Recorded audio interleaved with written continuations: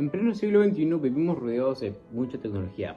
Sin embargo, incluso en esta era digital, los ideales románticos del siglo XIX siguen más que vivos. La búsqueda de emociones profundas, la autenticidad, la expresión individual nunca dejaron de ser parte del ser humano. South China Morning Post descubrió que hace poco un grupo de científicos en China restauró un pergamino que contiene una poesía romántica de hace más de 1600 años.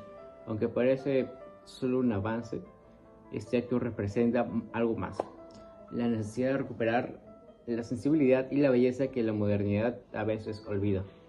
Tal como señala The Guardian, hoy existe una especie de nuevo romanticismo, una reacción emocional contra la tecnología que recuerda aquella lucha decimonónica entre razón y sentimiento. Así como los románticos se rebelaron contra la razón absoluta, ahora muchos artistas buscan recuperar la expresión del alma frente al dominio del algoritmo.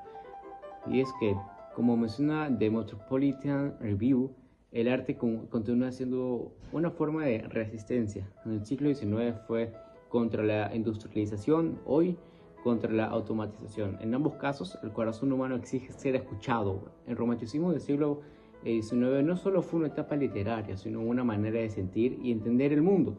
Y aunque los tiempos cambian, su mensaje sigue siendo el mismo: que sin emoción, sin imaginación y sin alma, la humanidad pierde su esencia. A finales del siglo XVIII y durante el siglo XIX, Europa vivió grandes transformaciones sociales y culturales. Tras la Revolución Francesa y la Revolución Industrial, las personas comenzaron a cuestionar las ideas racionales de la Ilustración y a buscar una nueva forma de entender el mundo. En esta época se valoró más la libertad, la emoción y la expresión personal. Tal como menciona Brooke en el 2014, el romanticismo fue una respuesta al racionalismo mecanicista del siglo XVIII, proponiendo una visión más orgánica del ser humano y la naturaleza. O sea, los artistas y pensadores ya no querían explicarlo todo con lógica, sino también con emociones, imaginación y sensibilidad. Justamente la palabra romántico viene de romance, que en ese tiempo se relaciona con lo imaginativo y lo sentimental. Según Berlín, en 1999, mencionó que el romanticismo cambió el eje del pensamiento europeo al colocar la experiencia subjetiva como la medida de la verdad. En pocas palabras, lo importante ya no era solo lo que la razón decía, sino lo que cada persona sentía y vivía. Así nació el romanticismo, como una reacción contra las reglas y lo rígido del neoclasismo, y fue un movimiento que defendió la creatividad, la emoción y la libertad de ser uno mismo, devolviéndole al arte y a la vida ese toque más humano y sensible. Durante el romanticismo, la literatura vivió una transformación profunda. El individuo se convierte en el eje central de la creación. Como señala Garnica en el año 2019, el romanticismo articula una nueva subjetividad moderna, en la que el yo ya no es secundario, frente a fuerzas colectivas, sino protagonista de su propia experiencia. Esa exaltación del yo se manifiesta en voces que expresan dolor, anhelo y contradicciones externas. Según Kuhn en el año 2004, el sujeto romántico aparece como un individuo absolutamente autónomo, que no encuentra satisfacción en certezas externas, y confía en su conciencia interior como vía para alcanzar la verdad. En las obras literarias, esto forma parte de un amor imposible, la melancolía persistente, la rebeldía contra las normas establecidas y la búsqueda de una identidad auténtica. Los autores románticos exaltan sus emociones y su yo interior. Wolfgang von Goethe expresa el amor trágico, Lord Byron encarna el héroe rebelde, y en el mundo hispano, José de la Espróceda y Gustavo Adolfo Bécquer plasman la pasión, la nostalgia y la libertad en sus versos. La conclusión es que el romanticismo revolucionó la literatura, porque convirtió al yo en el centro de la creación, reemplazando la razón y las normas por la emoción y la voz individual. Gracias a este cambio, la literatura dejó de ser un solo reflejo del mundo exterior y pasó a ser un espejo del interior humano. El romanticismo transformó profundamente la manera de entender el arte y la música en el siglo XIX. Según Ernesto Ballesteros, en su libro Arte del siglo XIX, el artista romántico no solo se conforma con lo que ve, sino que interpreta la realidad desde su interior, expresando sus sentimientos, sueños y rebeldía. En la pintura, esto se refleja en obras de Delacroix, Friedrich o Turner, donde la emoción vence a la razón.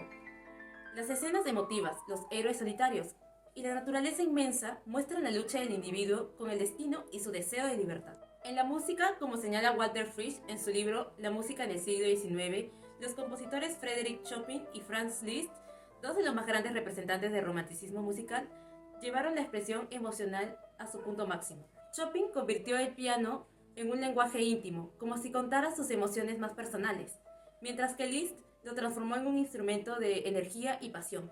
Ambos buscaban liberar el alma a través del sonido, sin seguir reglas o formas tradicionales. Así, tanto en la pintura como en la música, el romanticismo defendió la emoción, la libertad interior y la conexión profunda entre el arte y el sentimiento humano. ¿Y si el romanticismo no fuera solo un movimiento artístico, sino una revolución del alma? Nació entre guerras, crisis económicas y pueblos buscando su lugar en el mundo. Nació en una Europa que estaba herida, cansada de reyes y del orden impuesto, o sea, del antiguo absolutismo. Además del movimiento que se dio posterior a ello, la Ilustración, la cual fue una época que creyó que la razón podía explicarlo todo. Pero cuando esa razón no bastó, no fue así. Para curar el dolor de las guerras y las injusticias, y más de esto, surgió una voz distinta, la del yo. Un yo que no quería obedecer, sino sentir, crear, soñar con la libertad.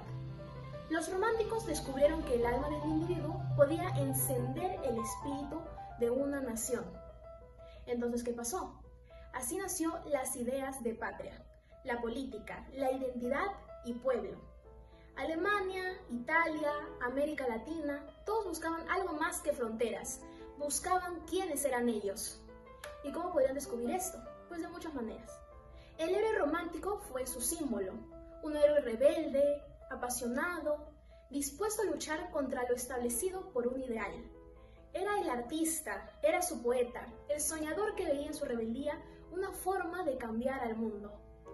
Y aunque defendían ellos la libertad, obviamente, muchos románticos también se desilusionaban con la nueva sociedad que estaba siendo creada, o sea, la burguesía. Porque el progreso trajo máquinas, pero también trajo un tiempo que era más de ver las cosas por cuestiones económicas y corazones vacíos. El romanticismo nos deja una lección poderosa a todos, y con esto quisiera concluir, que la política sin emoción se vuelve fría, rígida, monótona, y que la poesía sin compromiso se vuelve muda, se vuelve solo ecos. En cada época de crisis, el romanticismo nos recuerda que transformar al mundo empieza por atrevernos a sentir, a imaginar y creer que un solo ideal puede encender a toda una nación, un pueblo, y que podemos juntos. Gracias.